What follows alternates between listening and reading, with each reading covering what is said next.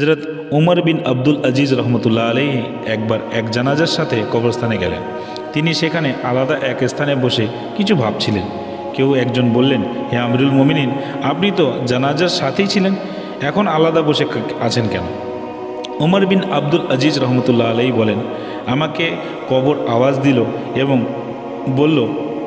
আমাকে কেউ বলল, হে ওমর, তুমি আমার নিকট এ কথা কেন জিজ্ঞাসা করছো না যে আমি এই বান্দাদের সাথে কীরূপ আচরণ করে থাকি?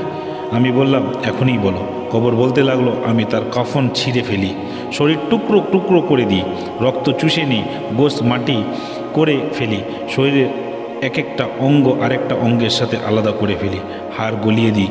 এ কথা বলে উমর বিন আব্দুল আজিজ কাঁদতে লাগলেন। বললেন, দুনিয়ার সময় খুব সংক্ষিপ্ত আর এর ধোঁকার বহুত বেশি। এর ধোঁকা থেকে বেঁচে পেরেছে, আখেরাতে সে সফল হয়েছে, সে ধনী হয়েছে। আর যে দুনিয়ার ধোঁকায় পড়ে সম্পদশালী হয়ে আরামায়েশের জীবন কাটিয়েছে, আখেরাতে সে ফকির।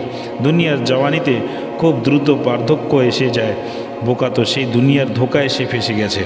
কোথায় আজ দুনিয়ার বড় বড় রাজা বাদশারা, যারা বড় বড় শহর আবাদ করেছিল, বড় বড় বাগান তারা গড়ে তুলেছিল, আজ সব এখানে পড়ে আছে।